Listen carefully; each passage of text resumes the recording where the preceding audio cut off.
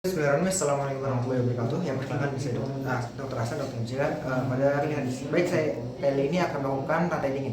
Jadi saya akan menyimpan vaksin nanti kepada lemari es dan juga mungkin saat carrier-nya ya seperti itu. Yang pertama di sini saya akan menyiapkan lemari es. Dan dahulu di sini pastikan dia itu jaraknya 10 sampai 15 cm dari dinding atau lemari es lainnya. Kemudian lemari es ini disambung beraliran listrik, tapi hanya satu untuk satu terminal untuk satu lemari es seperti itu. Kemudian pastikan lemari es ini tidak terkena cahaya matahari secara langsung. Kemudian lemari es ini pastikan diletakkan di ruangan dengan ventilasi yang baik. Kemudian lemari es tidak dibuka lebih dari dua kali, yaitu saat mengecek jumlah vaksin, ketika akan mengambil atau mengembalikan vaksin. Kemudian lemari es ini hanya dipakai untuk menyimpan vaksin dan tidak menyimpan makanan. Kemudian di sini saya akan meletakkan ice pack yang telah berisi air ke ruang pembekunya. Di sini ini sudah diisi air ya. Ini kemudian kita masukkan ke ruang pembekunya. Baik, selanjutnya di sini saya juga akan meletakkan dari termometer dan juga freeze pada rak kedua yang dekat dengan vaksin yang sensitif. Di sini rak pertama, di sini rak kedua. Ini. Kemudian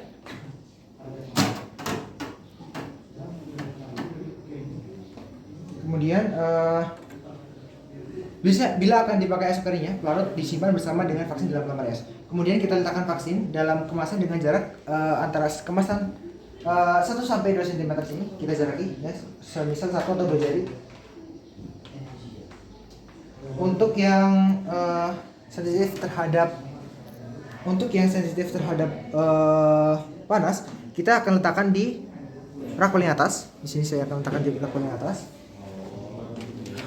Untuk yang tidak, nanti diletakkan di sensitif terhadap dingin di bawah seperti ini.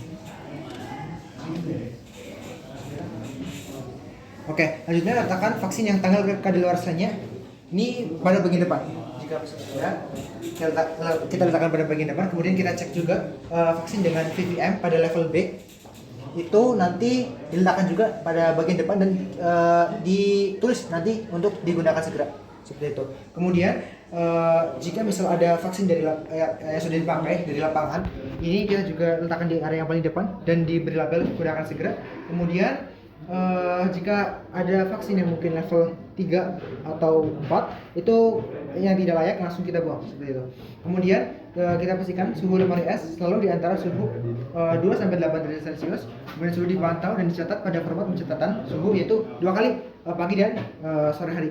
Kemudian sekarang ya di sini ya tadi sudah pastikan untuk ini lemari rumah tangga ya, kulkas rumah tangga. Di sini untuk yang sensitif terhadap panas, MR, BCG dan OPV ini paling atas letaknya.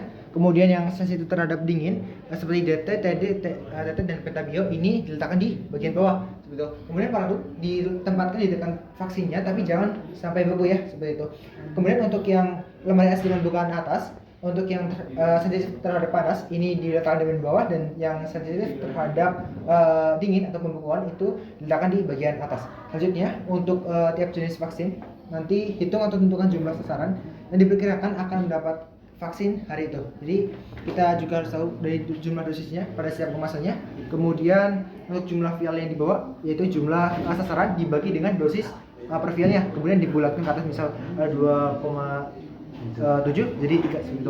Kemudian untuk jumlah uninject dari hepatitis B ini sama dengan jumlah sasaran hepatitis B bayi berjumlah 1. Untuk jumlah vial BCG ini untuk 20 dosis ini jumlah sasaran BCG dibagi 20. Kemudian untuk jumlah vial dari DPT HIB ini jumlah sasarannya untuk 5. Jadi jumlah sasaran DPT 1, 2, 3 dan ulangan nanti dibagi 5. Kemudian untuk jumlah vial UPV ini untuk 10 dosis. Ini sasaran polio 1, 2, 3 ini dibagi 10. Kemudian jumlah vial IPV ini jumlah sasaran 1, 2, 3 dibagi 10 juga. Dan untuk campak ini sasaran campak 1 dan ulangan ini nanti dibagi 10. Kemudian di sini saya akan meletakkan vaksin pada carrier. Yang pertama kita akan letakkan dari ice pack-nya di sini yang pastikan kita simpan pada suhu ruangan supaya agak mencair sedikit, lalu kita kocok-kocok seperti ini sampai terdengar bunyi kocok, itu menandakan bisa disimpan. Kemudian kita letakkan satu pada bawah Kemudian, oh ya, bila aspek disimpan dalam ruangan es bukan di bagian freezer cold pack, maka kotak pendingin bisa langsung dimasukkan ke dalam vaksin karet. Kemudian kita susun cold packnya pada posisi. Di sini saya simpan satu dulu, di sini hanya dua. Kemudian saya letakkan ini foamnya seperti ini. Kemudian kita letakkan dari vaksinnya seperti ini pada horizontal.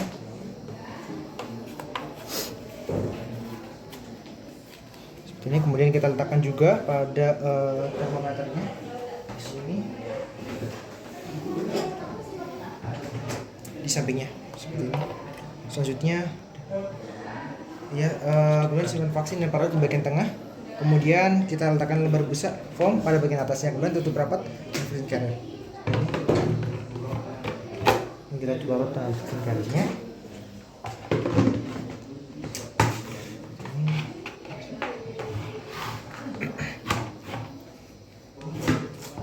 Oke.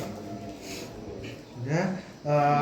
Pada saat di lapangan ini kita pastikan tidak membuka vial vaksin sebelum sasarannya datang. Kemudian kita tidak mempersiapkan vaksin di dalam syring ya, kalau sasarannya belum datang. Kemudian kita juga tidak membuka vial yang baru bila vaksin dalam vialnya terdahulu belum habis. Kemudian setelah memberikan satu layanan, vaksin yang dipergunakan disimpan di atas pompet seperti itu. Kemudian kita akan menyimpan kembali sisa vaksin yang tidak terpakai. Itu vaksin yang misalnya masih utuh, belum dibuka tapi tidak terpakai. Ini nanti akan disimpan pada suhu yang tetap terjaga di vaksin karet yang tertutup ke vaskes nanti. Kemudian vaksin yang utuh tersisa tersebut dimasukkan kembali ke dalam meriam es vaksin di vaskes.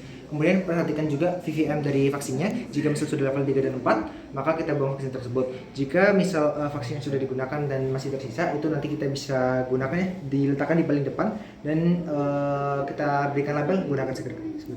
Baik, terima kasih. Wassalamualaikum warahmatullahi wabarakatuh.